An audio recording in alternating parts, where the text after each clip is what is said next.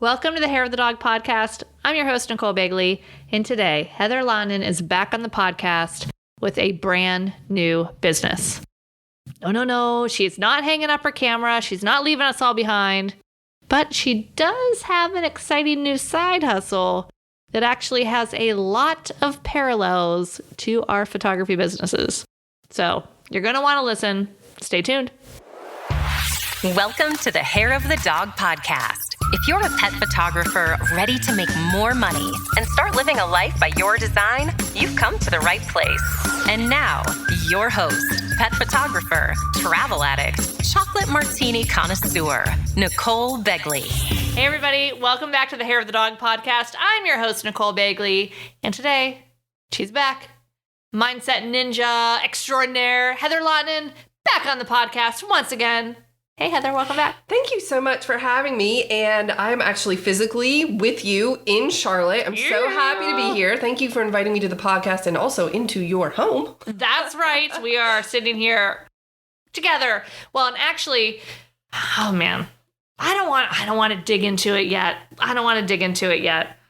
Oh, but I do. Okay. So anyway, so we were sitting, just hanging out. So what happens when we get together is we come with these maybe three things we want to accomplish during our time together, and then there's a lot of conversation. There's a lot of veering of different circling rabbit holes and all round and about, and then just some fun friend conversation that is actually not business related, but we tend to make all things business related. So we do.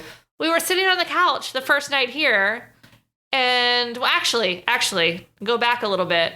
And we're in the office, and I have beautiful light in my office. And I see these little sparkles in Heather's hair. And I'm like, oh, those are pretty. And then later that night, we're chatting. And she's like, we're talking about the sparkles. She's like, have you heard of fairy hair? And I was like, no, I live under a rock. No, I have not heard of fairy hair. So I learned all these details. And she's like, started a business. I'm like, you have a business. You have a business. But anyway, we started chatting about all this, and we're like, we need to make a podcast episode about this. Yeah, you said this is going to make a great episode, and I agreed. I think this is a great case study because here's why. We serve a lot of photographers in different parts of their journey, right? So one could argue, you've been in business a long time. I've been in business a long time. One could argue, rightfully so, that, we're out of touch with what it's like to start a business right now. Right? It's been a long time. I started my business in 2010. Right. Oh, okay. I have a lot of different directions I want to head with this because I want to ask you how that began. But I decided that what I was going to do was start a business knowing nothing, with no skills, and with the goal of creating a case study. So that was the goal. So we'll get to that. But before we do, I wanted to ask you, do you remember why you first picked up a camera? And I mean, in the adult set, not I was a kid and my grandfather had a camera, but you picked up a decent DSLR. Do you remember which camera? It was a Minolta. Okay. Whatever, they're very consumer. I don't even know the model. Yeah. I don't even know if I knew there were different models. Oh, right. I knew there was Minolta or Canon or Nikon, but I didn't realize that each one had all these different levels of camera. So I just got the lower end of the thing. And I got it. Oh, no. My first camera, that was film. I can't remember. It was after college. And I don't remember why I got it, other than I enjoyed taking photos of the animals that I worked with. Okay. In the zoo world. So, and I just I've never been one to I'm lugging my camera around on my day out. I'm going to go do this and that. I don't even carry a purse, Heather. Right. Right. I don't like to carry stuff with me. So I have my phone that fits in my pocket. God, especially now with Apple Pay, I just need my phone and my keys. So anyway, I had this film camera. I photographed the animals that I worked with. I loved it. And then I remember I was going to Africa for work in 2006. And I said, I need to upgrade to digital. Okay. So then enter Canon Rebel. Wow, the Canon Rebels. 2006 version. Yeah, the bane of my existence. Yeah, I've been teaching a lot of people on that camera for years. Mine was a Canon 10D, but so that's funny. We both started with Canon. But why did you buy the? You wanted to take photos. Obviously, you bought a camera to take photos. But what were you feeling? What were you thinking was going to happen? I mean, it was just fun. It was just fun. Yeah, it was just fun. Uh-huh. I would argue that most people buy a camera to take photos of something that they love. Uh-huh. In our case, it's pets. Yeah. For fun. Right. I bought my Canon, so I had a new baby. She was less than a year old. I wanted to take good photos of her for fun. Uh-huh. Okay, this is important. Yep. At what point can you remember when it started to cause you distress? Because I don't think anybody got into photography for more stress in their life, right? No, probably not. I don't think we get into anything right. like, that's not the point. This is going to be awesome. It's going to bring so much more stress into my life. Right. I can't wait. So when did it become stressful? Well, I do remember when I started to become a little bit more serious about it. And it wasn't even necessarily a business goal at that point, but it was like when I started to realize, oh, look at all these incredible photographers. Oh, look at my work. Oh, I have a long way to go. So then there was this frustration during the learning process of where you realize the gap of where you are and where you want to be. And that caused you stress. Yes. Because you were worried about where you stood in the lineup.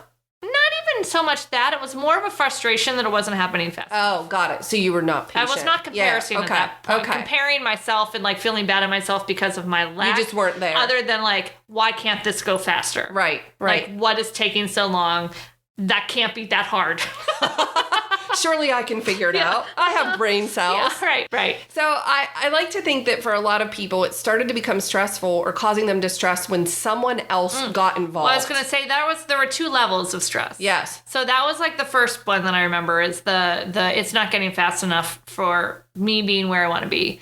And then it was when I started to like, oh, maybe this becomes a part-time business.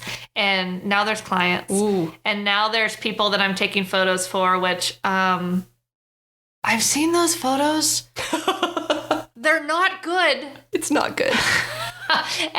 and to this day, I still feel a little guilty. I'm like, oh my God, they paid me for that. How? I know. But anyway, so that was like just a different kind of stress. Yes. So those are the two main stressors that I remember early in that journey. So, we work with a lot of photographers who are feeling very stuck and very stressed out about the business and the marketing and the money and the pricing and all of those things. And I want them to just pause for a second. Just pause, take a deep breath, and remember why you got into photography. It was for fun. Right. Could you just get connected with that feeling again? Mm-hmm. This is fun. It should remain fun. It does not have to be stressful. I understand there's a different level of responsibility when someone's paying you, of course. Right. But it's only stressful if you worry about judgment or what others will think. So could you just, I understand that's a normal human reaction, but could you just pause and think, I got into this for fun. Could it be fun again? Right. Could I make it fun again? How could I make it fun again? How can I refocus my attention to that? What would this business look like if it was fun? What would this business look like if it were light and easy? Mm-hmm. These are better questions than how do I manage the stress? Yeah, right. Because it's just going to produce more stress. Uh-huh. So, okay, all of that being said and looking at the big picture, I thought to myself, I love trying new things. Well, I don't think it started, like, you didn't go into this of like, oh, I'm just going to do this just to make a case study. It started off as like, oh, what is this fun thing? Actually, it started off with an idea from your daughter. It did. So that is very true. The case study idea came shortly thereafter, but it started with the idea that something looked fun to me, which is photography. Okay, so my daughter just finished her freshman year in college, and she met a ton of new friends, and one of those new friends had sparkly hair. And I said, what's in her hair? Like, it looks so pretty. And Ella said, Mom, that's called fairy hair. So if you've been around a while, many years ago, this was called hair tinsel. So it looks like tinsel you would put on a tree, except it's all different colors, and they tie it in their hair. And it's really fun. Okay, so Ella's friend is the only one on our college campus with this fairy hair, and it's a really big deal because everybody loves it. So this goes on for the entire school year. Well, I was going to say, this isn't widely available. No, because this friend was not from the area. She's from Washington, D.C. They actually looked in our area. They searched for a fairy hair implementer. I don't even know what you search for. And installer, and they couldn't find anyone. So, okay. So that led you to my entrepreneurially... Not yet. Okay, all right. Not the yet. Entrepreneur brain didn't kick in yet. No. Okay, So this goes on for just... Addie has her fairy hair. That's Ella's friend. And this past summer, Ella goes to visit her friend in Washington, D.C. with their other college friends, and they make a fairy hair appointment. Oh. So the fairy ladies, who, full regalia, apparently they're like wearing fairy wings and they're like really into it. They're next level. They're in. Yes. They come to Addie's house, and I think there were 3 or 4 girls, young ladies, and they have this fairy hair party. So Ella comes home with fairy hair. And I said, that looks really pretty. That's so fun. And she said, yeah, we loved it. We had so much fun. Her and I were actually sitting in church on Sunday, the Sunday after she came home. And she says, I just don't know what I'm going to do when it grows out, or like it's on one strand of hair. So that hair will fall out or it will grow out. She said, I don't know what I'm going to do when I want more because there's no one around here that does it. That's when the light switch flipped in my brain. Like, I already have a business, but I can make more. Like, I see opportunity in my marketplace. Bing, bing, bing. I need a piece of it. I said, this is literally like right before the sermon in church. I said, what do you mean there's no one around here that doesn't? She said, no, remember we looked and we couldn't find anyone. And I was like, okay. So we're sitting in church, supposedly reading the book of Amos, but if you've ever read Amos, okay, it's not exciting. So I was like, I couldn't stop it. Okay, it was out of control. Yeah. This is what I thought. I'm going to order some fairy hair. I'm going to practice to see if I can do it. It looks like fun to me. I'll put it in Ella's hair and her friends. And then her and I should start a business together because she's going back to school. She could do it on campus. Nobody in the area does it. And I'll do it for some friends or some people around, right? Like, no big deal. This is all happening very, very, very rapidly in my brain because that's how it goes. That's how it goes, yeah. That's how it goes. So after church, I said to her, well, where does one get this fairy hair? And she said, well, you cannot get it on Amazon because that's hair tinsel. It's cheap. You can't curl it or flat iron it. It will melt. You have to get the, quote, real fairy hair. I said, what is real fairy hair? Okay, that is Thai silk, Thai, Thai silk. From Thailand. Like from Thailand, okay. And you have to order it from a distributor, but you can curl it, flat iron it. It's higher quality. So I look it up. And hair tinsel on Amazon you can look it up, fairy hair. It's $10 for like every color under the rainbow, thousands and thousands of tinsel strands. Because it's plastic. And then I look at the, quote, real fairy hair, and it's $180 for less. And I was like, whoa, they are not messing around. So this is where my brain goes. By the way, if I want you to be making the parallel here to photography. You need... this episode is not just about it's not at all about fairy hair. You need a camera. You need a lens. I'm thinking to myself, okay, I'm going to turn this into a business. I'm going to make back my investment. I'm going to do it super quickly. That's when the idea came to me about creating a case study around it. So this is what I decided to do. I ordered the cheap fairy hair, and I actually had a gift card, so it cost me $5. So I'm in this business right now for $5. You should be able to make that back. I'm thinking. Cheap fairy hair arrives. I actually have a mannequin head that I practice hairstyles on. That's another story. So I practice, and I can't get this stupid knot right to tie this fairy. I'm really frustrated. Because at this point, I have 0 skills. Right. And I have no confidence because I can't even, I'm thinking. Does that sound familiar to your photography journey? 0 skills. No confidence. I think that's where I hit my first frustration point. Yeah, I don't know how to do this. Right. I don't know how to do this. I don't know how to get a blurry background. I don't know how to use off-camera flash. I don't know how to get a running shot of a dog jumping. No skills. But you have to make a decision. I made a decision. The doll head that I use, the mannequin head, I named her Priscilla because she's Prissy. And I said, either I sit here and figure this out or I don't, but I'm $5 in and it's fun. And it would be fun to be able to put it in my daughter's hair. So I practiced. And then I said to my friend Susie and my mom, can I practice in your hair with this cheap stuff? They said yes. They loved it. And I was like, okay, I'm ready to pull the trigger on the expensive. So I ordered the expensive. Meanwhile, while the expensive is shipping, not from Thailand, I ordered from a distributor in the States, I decided to go into Canva and create graphics and an Instagram account. I have no photos. I have very, very little skills. I'm not good with my placement. Did you hire a branding consultant for your brand? I sure didn't. Can you imagine?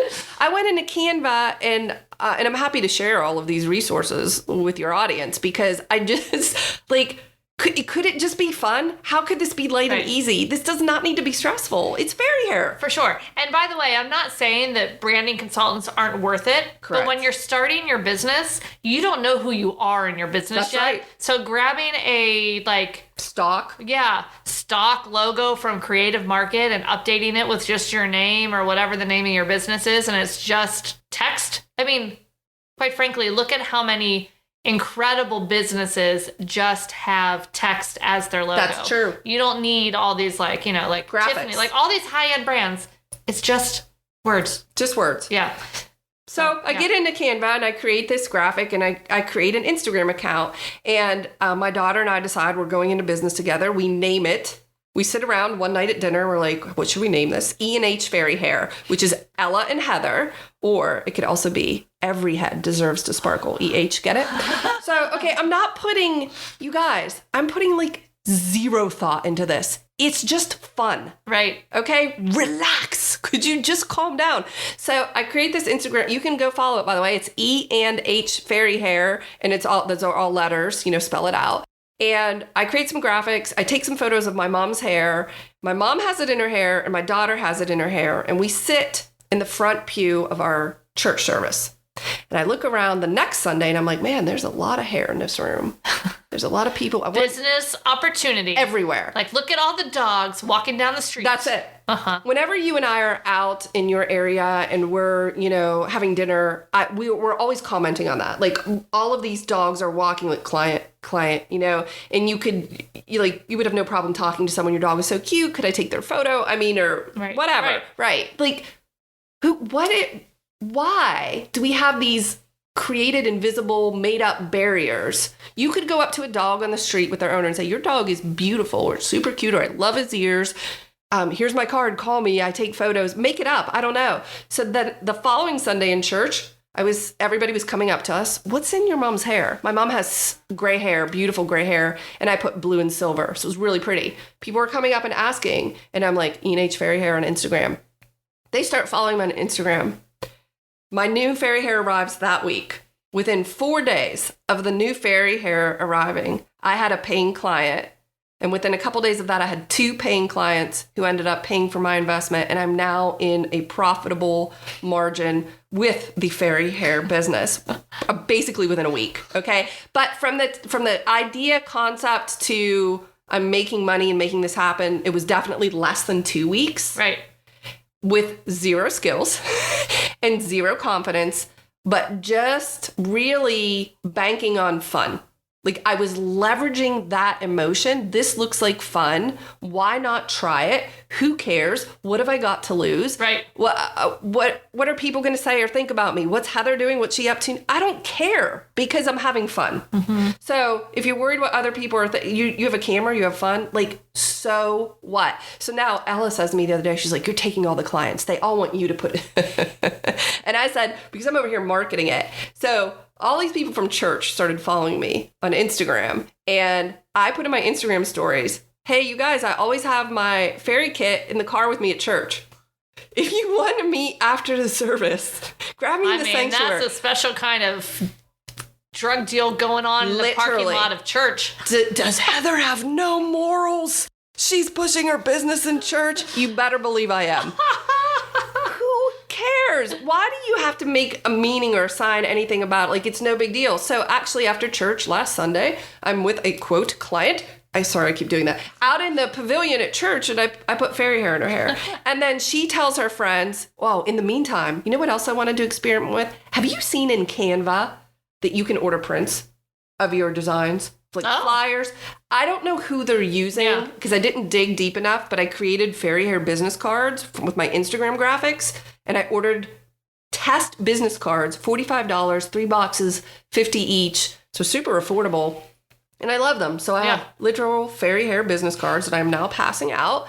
And I'm getting messages and inquiries. I did another photographer friend. I have a lot of photographer friends. And I did her daughters. And then she's like, and then I got it. Listen, something shifted the day I put it in my hair. Okay, Ella put it in my hair, I should say. The day I got it in my hair. Because a couple of people asked me, well, why don't you have it? As if it was like not for me. Right. And that mattered to them. Yeah. Well, and I think that potentially matters to clients, but it also shifts our energy around it too. Yes. Like if you're a photographer that has never hired a photographer. Correct. Like we need to walk the walk. I mean, we need photos too. Let's hire someone to help us. Yeah, our good friend Leanne in Pittsburgh actually hires a different photographer every year for her family photos and her children as they grow up, her newborn and such. Different every single time. Yeah. And she has a ton of friends. She could hire whoever she wanted. Right. She does that specifically to go through their process. Oh. And she likes to meet people. Yeah, she's very friendly. Okay, so the business is now up and running. I have clients telling clients. I have these like little parties I'm setting up for these little girls. Yeah. I get it in my hair. And now all of a sudden everybody's like, oh, wait, Heather's doing it. For whatever reason. Well, and I think part of that too was like, oh, it's just a kid thing. And like grandma did it with her granddaughter. Right. It's cute. Just to have fun. Yeah. So now my mom is 76. I am almost 48. Ella is almost 20, and I've done a 4-year-old as well. And so I've taken the photos of all of these different ages, and I've posted it, lest you think sparkle in your hair isn't for you. Right. You know, as long as you like things that are shiny, why would you not do this? So I'm being funny on my Instagram, and I think the reason I'm able to keep it so light and easy is because it doesn't matter. Yeah. You're not paying your mortgage with your fairy hair business. Correct. But, you know, for you, for me, starting our photography business didn't pay our mortgage either, right? Until we grew it to that. Yeah. And then that shifts a whole new level of stress. That's it. Mm-hmm. It adds stress when someone else gets involved or when you need to pay your bills with it. But in the beginning, don't let it stress you. I mean, just have fun. Here's the kicker. Even when you get to the point where that business is responsible for paying your mortgage and putting food on your table, if you forget the fun, you're going to have trouble paying the mortgage and putting the food on the table. Such a great point. Such a great point. You will actually hurt yourself by doing that. So remember to remind yourself, this is fun. I did this for fun. I'm putting fairy hair in for fun. Right. It is sparkly hair, Nicole. It is so bizarre. I know, and we're photographing dogs. We're not photographing accountants. Right. Guys. Or even, you know, when I do like the coaching calls inside of Elevate, I'm like, you guys, you're all stressed out. What's the worst that could happen? Let's say your camera fails, you forget a memory card. That happened to someone recently. Yeah. You would reschedule. Right. Okay. I can't do that for a wedding. I'm a wedding photographer. Yeah. So when pet photographers are crying to me about the stress, I'm like, come on. If it rains, you reschedule. If my camera breaks at a wedding, I am screwed. Right. I mean, I have backups, of course. But so how can you keep this just light and fun and easy? Are you putting expectations on yourself that don't even make sense? Right. They're not even lined up. So fairy hair business up and running. Is it going to make me rich or millions of dollars? I charge. You could franchise it. Well, yeah, there could be more coming because I could teach people. Oh my gosh, that's a good point. So we work with a lot of photographers who are like, sometimes people ask me to teach them and I'm like, I don't have any business teaching because I don't have any skills. The day after I learned to tie the knot, I posted in my new Instagram that I was going to be holding classes on how to do fairy hair. I learned it 5 minutes ago. But you learned it. I learned it and I knew I would improve. I knew with practice I would get better because I have faith that I can learn things. Ooh, actually, this brings up a good point too. How long did it take you to do your first knot versus now? Or the goal. Right. Okay. Yep. Because this is very similar to, you guys remember how long it took you to edit your first photo? Not well. or heaven forbid, your first session. Yep, right. It took you weeks or months, in my case, my first wedding. So at this point, I'm still really slow. Yeah. With fairy hair. My goal is so I charge $50 on average. There's different levels. Why? I don't know. I made it up. So $50 for like 20 strands of fairy hair. I want to get it to 15 minutes. Yeah. It's currently taking me 30. But the first head I did took me an hour. Yeah. So I know, okay, I don't have the skills or the confidence yet, but I have the faith and trust in myself that I will always be improving. Yeah. So it's not that you have to wait till you have the confidence to start.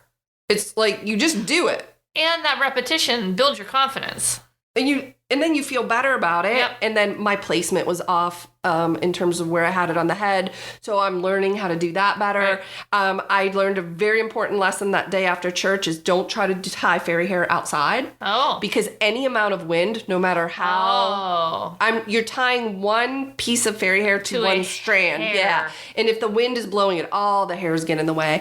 I learned, if you're doing a child's hair that's very fine, you probably want to put it on 2 or 3 strands of hair. Oh, that's instead like my of hair. one. My hair is so fine. Yeah, so Ella did mine on a couple strands. Yeah. Because I have fine hair as well.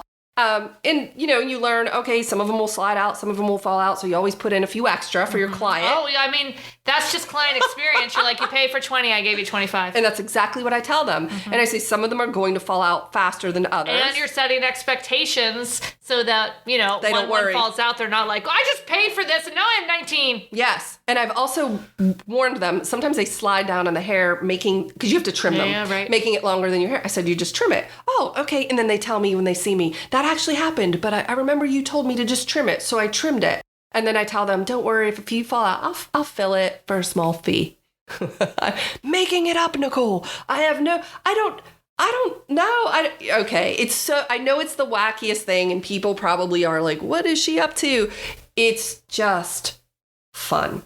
Yeah. And I was able to learn, start, break even, become profitable within a couple of, I understand photography gear is more expensive, so don't anybody roll their eyes at me. However, it would take a little bit longer to make back your investment. Okay. But if you're just having fun, I truly believe that the clients and the money will come. The minute you start focusing on the lack and the stress and the marketing, like you said earlier, you actually you block them. Yeah. I mean, I want to be clear though. When you say focus on the marketing, that's not saying that we don't market. Right. Because you were marketing your fairy hair. You were telling people, you were handing out the cards, like you were screaming from the rafters, like, hey, fairy hair over here. Everywhere. Like you didn't just put up the Instagram and say, they'll find me now. Oh my gosh. I was not sitting there waiting to be discovered. Yeah. Because nobody's going to discover me. They don't even know fairy hair exists. They don't even know it's a thing until they see the sparkles in her hair. So, also, thank you for reminding me. This was this summer. I went to a 4th of July party and I took my kit with me. I have this like, cute little pink bag. It has like sparkles hanging out everywhere. And I asked a friend who was there, a young friend. She's 14. She's beautiful, long blonde hair. I said, hey, can I practice on your hair? Yeah. There's 1 million people at this party. Do you think that was on accident? So I'm putting gold in this beautiful blonde hair, just like, we're just talking, it's a picnic. We've got our food. The kids are in the pool. It's great. And I started seeing people like walk around and like, especially little girls were like, what's going on? So this little girl's whispering to her mom. And I caught it and I said, boy, I wish there was a young lady around here who might let me practice on her hair. And this little girl raised her hand. So I ended up doing 3 people that day for free. It was the cheap stuff, by the way. Yeah. And I told them, I'm like, hey, I'm practicing. Don't try to curl this. Yeah. These were small children. And they loved it. And then they had it in their hair. And they become advertisers and marketers for me. Right. And I give them cards. And then people are like, wait, what's in your hair? My mom said to me the other day, she is shocked by how many people feel the need to touch her hair. She said strangers are coming up to her like, what is that? And they're touching her hair. And so my mom is carrying my business cards around. I promise you, number 1, I will not hurt for business. Number 2, if I wanted to grow it, it's just a fun game right now, So a couple evenings a week, if somebody wants to stop over my house and pay me $50 or $100 to put by the way, cash only, then I will do that. Or I have like, Ella and I are going to have a little open house at our homestead and we're gonna call it like sparkle and shine night at the homesteads. Like hang out with your friends, get sparkly hair. Come. And you just like pick a time slot. I did it in my Calendly. I added a private event to my Calendly for Sparkle and Shine Night. Like, because I have all of these things set up, right. you know. Nicole, I'm just being creative, and it's firing different cylinders in my brain. And if nothing comes of it, which I don't anticipate, like I don't care. Right. Then it was just fun. And I think that I actually on our Elevate retreat, maybe the last one, talked about finding ways to get creative in your life to inspire your business. Because if you do something different, it will take your mind off the stress of what's in your business. So you go learn a new hobby or do something fun, you know, or you're like super into horses. Yeah. Yep. So you go out to the barn. That's like where you decompress, and you probably come up with great ideas. I do. You come home and you're like, oh my gosh, I gotta write that down. So I think it's really fun to break your concentration and get out of this like stress and worry and just have fun. That is my message. Just have fun. It doesn't have to be heavy. It doesn't have to be hard. It can be, how can it be light, fun, and easy? Ask yourself, how can this be fun? Yeah. Oh my gosh. Absolutely. There are so many parallels here. Yes. From the like, do it messy, from the fact that you weren't afraid to tell people about this new business and like just straight up market yourself for it and to make it fun. And God, I mean, it's really just the time, the practicing gets better, more confidence, faster, therefore then more profitable as you get better. Trusting that you can learn something. Yeah, so many things. But I think that fun is definitely one of the main takeaways. Like if you guys are feeling at all, just start to feel kind of blah about your business or your work, just do a personal project for fun. No expectations, just something that you want to go shoot or you want to do just for fun. And then if you get stressed about like, oh God, I don't want to market my business, I don't know how, like how can it be fun? Like what do I like to do? What connections do I have? What connections do I want to, build on and just start to market your business that way. And just relax and maybe ask yourself the question I started with, which when I asked you, do you remember when it became stressful? What was it that caused you to feel anxious or not great, like it wasn't fun? And maybe just identify that so that that data is really important. Oh, it was because other people were involved and I worry about being judged. Okay, check, roger that. Could I continue to move forward and do it anyway? I didn't have any examples of a good fairy hair business. Yeah, right. I didn't reach out to these people. I don't know their names. I don't know their business. I don't know. You weren't like stalking nothing. Websites trying to find what they wrote and how much or they're the charging. pricing. Yeah. I made it up. I know this fairy hair is expensive. I want to make money. I want cash in my back pocket. And by the way, people were tipping me. And I'm like, I had 2 young ladies I did the other day. It was $40 each for them. I think they got 15 strands. And the mom gave me a $100 bill. And I said, would you like change? And she said no. And I said, thank you. And it's just fun. And I'm making some like fun spending money on the side. But it's making me feel creative. It's making me feel abundant. And, I can learn anything. I can do things.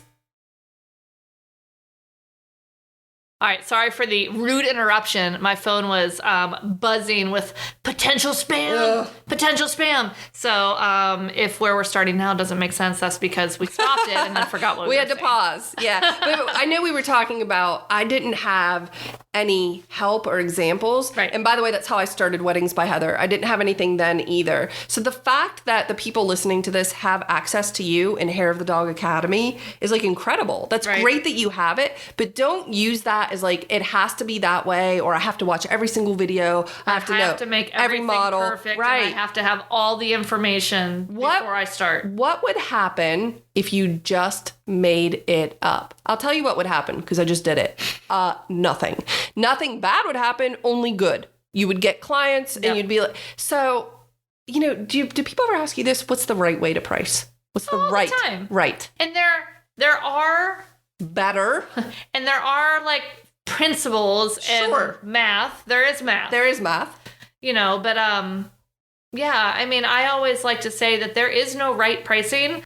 The only way to know if your pricing is quote right or not wrong, but could be improved. Yes. Is asking yourself, am I selling what I want to be selling? So if people are coming to you and they're like, I want curls, you're like, no, I do fairy hair. Okay, then you have a pricing problem because you're not selling what you want to be selling. Yes. And then also, are you making what you want to be making, profitability wise? Right. So if you're like, man, I'm spending 3 hours doing this and I made $10, okay, yeah, your pricing's not working for you. But so long as you're like, dude, $100 cash in my pocket, that was like half an hour. It's great. My cost of goods sold on that was like 5 cents. Yeah, like we're good. So yeah, those are the questions to ask. Yeah, and I think you can go back to like, this could be fun. I could make it up. You could make it up, and nobody knows that I don't know what I'm doing. But you know what people buy into is people buy into my excitement and my passion. And I think this is why I was hired as a photographer with weddings, because it wasn't because the work was good. I promise you. Right. The work was crap. I didn't understand pricing. I didn't have systems in place. Yeah. I didn't have any of your fancy courses. I didn't know any of that. I just like would laugh and shrug my shoulders like, well, okay, I don't know what I'm doing. I'm just going to figure it out. And, you know, I'm learning like objections, like paying attention to the questions that people ask me. The first question everyone asks is, well, like, can I wash my hair? Right. Can I curl my hair? Uh-huh. Can I flat iron my hair? Can I color my hair? Uh-huh. How long will it stay? The coloring question was coming up, and I was like, I have an appointment to get my highlights done. And so I had Ella put a couple pieces in so that I could test it. Told my hairdresser what I was up to. I said, I want you to be as just like normal, treat it just like you would my hair. Like, don't act any differently. Yeah. I want to see how it holds up. It held up beautifully with bleach. And so now I can say, hey, you can go get it done. You can get it colored. It won't color. It didn't take any of the color. So that's, I'm learning all of the objections, and then I'm addressing those in my marketing and my Instagram account. I will periodically post or have a story that says something about curled mom's fairy hair today. Yeah. Or mom washed and dried her hair, braided it. Yeah. And then curled it, and then did all of these different things to it. And then I show people and they're like, oh, that looks so fun. I am getting a lot of inquiries from moms with little girls which is fine. That's so fun. But I'm also my last client was 52.